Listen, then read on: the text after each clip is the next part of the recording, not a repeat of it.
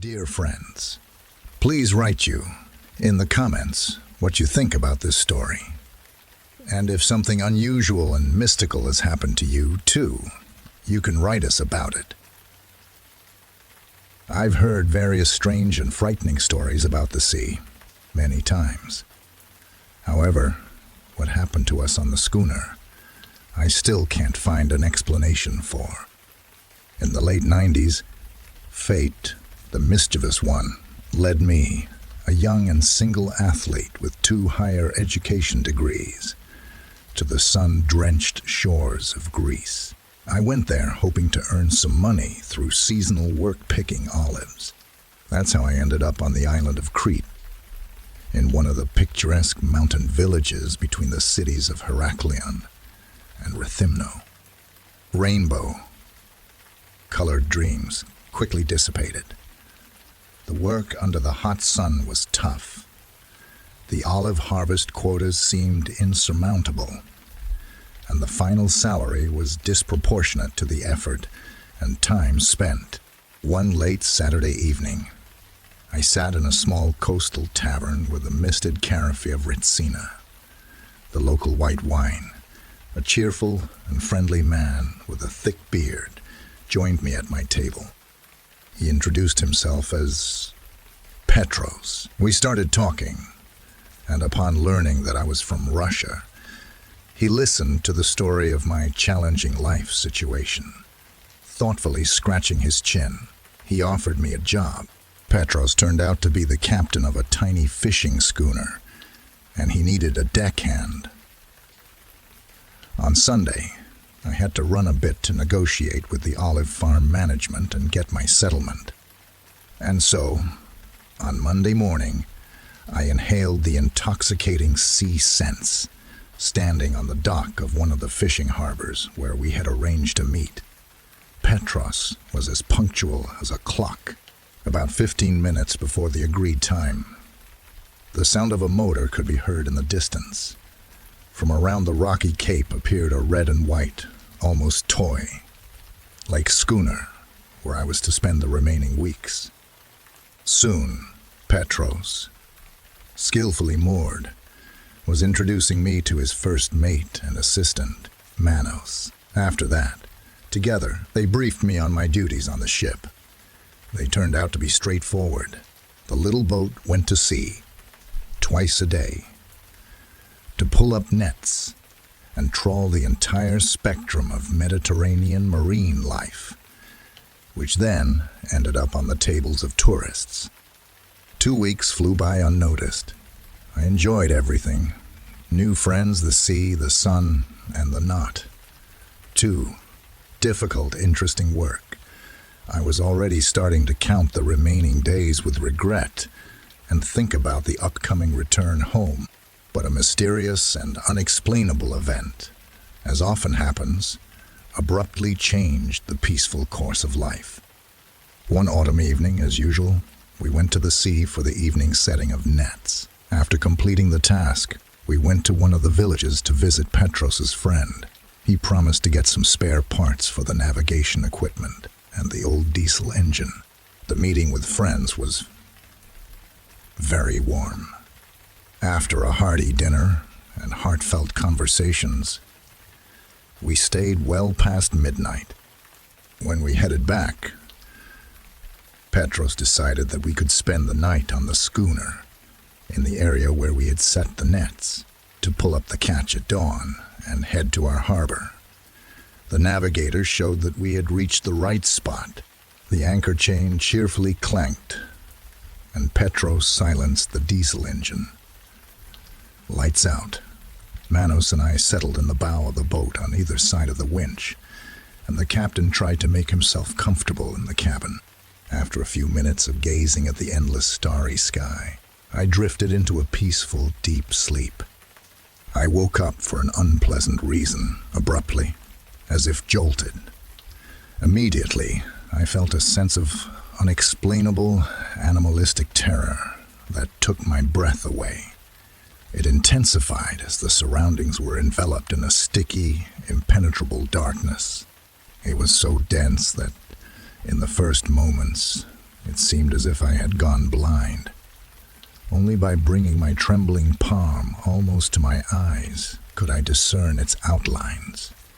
I struggled to get up, but it was futile. My body was filled with leaden heaviness, and I could only weakly move my limbs. Several times, I tried to call out to Manos, who was sleeping 2 meters away from me, and realized that I could barely whisper. The unexplainable horror inside me intensified. The wooden deck beneath me began to rhythmically shake, as if under slow, heavy footsteps. A massive, shapeless figure, just slightly brighter than the surrounding impenetrable darkness, suddenly loomed on the stern, to the left of the cabin. The door creaked ominously. For a few moments, on the captain's bridge, there were muffled sounds of struggle. When everything fell silent, 2 dimly glowing eyes stared at me through the cabin window. Overwhelmed by terror, I lost consciousness. Waking up in the morning, Manos and I couldn't find Petros in the cabin. Briefly discussing the night's events, we realized that we saw and felt roughly the same thing, and it wasn't a nightmare. In silence, we pulled up the nets and hurried to the shore. By the way, both outside and inside the cabin, there were several dents, as if from impacts, with something heavy, but nothing in the equipment was damaged. Quickly mooring, we rushed to Petros's home, where his bewildered wife greeted us. She told us that he had taken a day off yesterday and had no plans to go out to sea. Soon, the homeowner himself descended to meet us, which seemed unlikely. Always cheerful and lively, Petros looked subdued and distracted. He didn't recognize me, interacting with me as if with a stranger. Something held me back from further inquiries. Without even asking about payment for the last 2 days, I retrieved my belongings from the schooner and warmly bid farewell to Manos. Impressions overwhelmed me, and a decent sum, by our standards, pleasantly weighed down my pocket. What happened to us? A result of the imaginative impact of an anomalous zone, or a real encounter with a mysterious being that did something to our captain? Perhaps it even took possession of his body? I still don't know.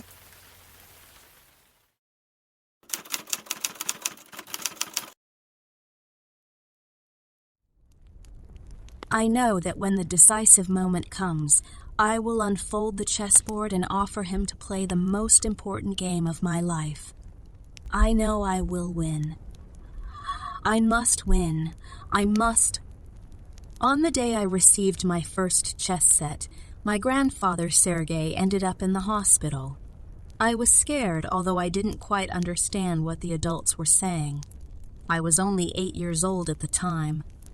I sat alone in the cold hospital corridor, clutching the chessboard and waiting for permission to go to my grandfather and show him my wonderful gift. After all, he patiently taught me to play, even though my parents said I was too young to understand the rules. But Grandpa believed I had real talent. To pass the time, I opened the board and set up the pieces. "Chess!" suddenly exclaimed someone with a strange, booming voice. "It seems like centuries since I last played." I looked up. The strange stranger was tall, perhaps even taller than my dad, and at the same time very thin. I didn't even see how he approached. It was as if he had appeared next to me. He had sunken cheeks and deep eyes, and narrow lips stretched into an unpleasant smile. "Well, young lady, shall we play a game? Are you game?" I nodded obediently. "I always play with the black pieces," he said. "Your move." The pieces blurred before my eyes. "Sergei won't be coming home today," said the man, taking my pawn from the board. "However, nothing is certain yet. You must focus on the game. Much depends on it." But the more I tried, the worse I played. I was only 8, and I wasn't a master, although Grandpa always said otherwise. "Checkmate, my dear." "I'm sorry," said my opponent. I swallowed a lump of bitterness. "Goodbye, young lady. Perhaps next time you'll be lucky. For now." He left. I gathered the chess pieces. Soon my parents came for me. Mom was crying, and Dad said that Grandpa had passed away, but life went on. My parents finally noticed that their daughter played well and enrolled me in the chess club. I was the only girl there, but I played just as well as the others. I quickly became friends with almost everyone in our club. None of us were popular in regular school. A checkered board wasn't the coolest gadget, but Vanya had it the worst. The boys in his class literally bullied him. He often confided in me about his troubles. "Don't let them demean you," I always told him. "You're smarter and better than them." My friend just nodded sullenly. Our friendship endured into adolescence, and it wasn't just chess that bound us. Over time, I noticed that Vanya was increasingly avoiding people. Thin and physically weak, he couldn't stand up to the sturdy classmates who could be very cruel, and Vanya couldn't bear the bullying. One day, I went to his place to play. We were preparing for a tournament. I rang the doorbell, but no one answered. A bit worried, I turned the doorknob. I found my friend in the bathroom. Empty medicine bottles were scattered nearby. Vanya was unconscious. Calling an ambulance, I tried to administer first aid while waiting for the paramedics. And then, once again, like many years ago, I sat alone in the empty, dreary hospital corridor, clutching the chess box. I came to Vanya with them, and they were with me the whole time. Who would have thought we'd meet again? I jumped up at the sound of a booming voice. I recognized the strange stranger with whom I played on the day my grandfather died. "You still play chess?" he asked, pointing a bony finger at the chessboard. "Shall we play? Are you game?" I was ready for a new game and understood that I couldn't lose.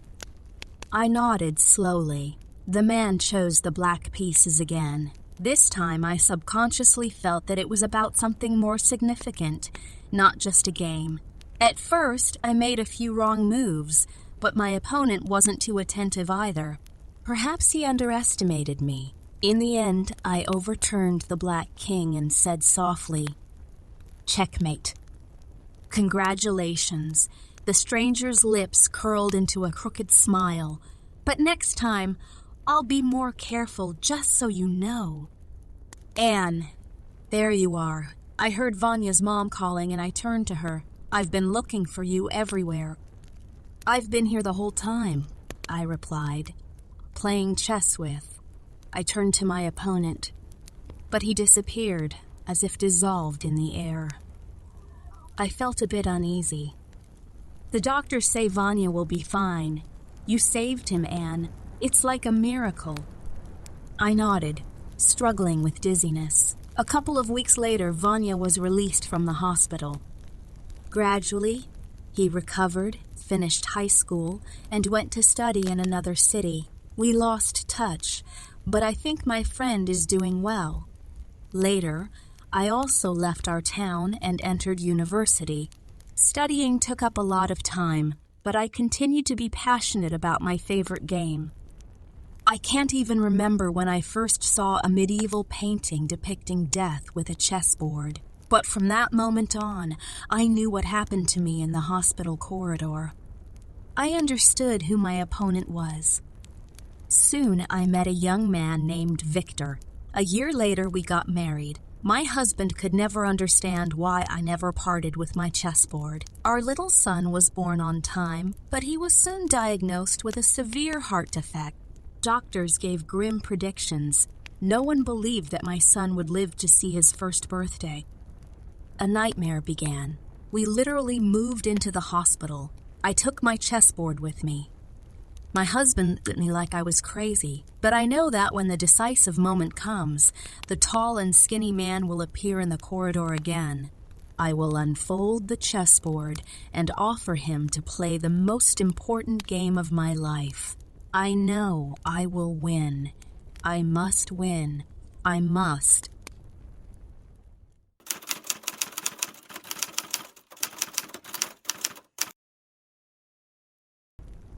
In the revenge notebook, he recorded everything that should happen to people who somehow offended him. He wrote down his revenge in it, and the scariest part was that it all came true. Over the years of working as an educator, Anna had seen various children, good ones, bad ones, quiet ones, and troublemakers, but she remembered only one student the most. It happened many years ago when Anna worked as a teacher in a middle school. Like in any school, Anna's class had very diverse children. However, from the very first day, she began to notice that one student stood out among the others. Externally, he was an ordinary boy, but his behavior immediately caught her attention. All children misbehave, but this one seemed oblivious to the difference between being at the chalkboard or mischief around during breaks. He disrupted classes for all teachers. She started observing him. His classmates avoided him. He constantly bullied some boys. Anna tried to talk to this boy's parents, but he had no father, and his mother refused to come. She claimed her son was normal, and that others were provoking him. As an experienced educator, Anna understood she was dealing with an unusual case. She knew what problems like these could lead to if left unaddressed. She also tried talking to the boy himself. His responses were very alarming. He declared that he would destroy everyone and create a world around him that he liked. Anna tried to persuade him that this was not a solution, that humans are social beings and need society. But the boy wouldn't listen. Many times, Anna called the boy's mother, asking her to come and talk. However, the mother dismissed her, saying they had no problems. If Anna persisted, the whole school would regret it, she warned. This could mean one thing. The boy's mother held some important position. But no, it turned out to be much worse. After some time, unpleasant things started happening in the class that no one connected initially. But when the fourth student broke his arm or leg within a month, one couldn't help but think children often got sick. And only 10 or 12 out of 25 attended classes. But this particular boy was always present, healthy.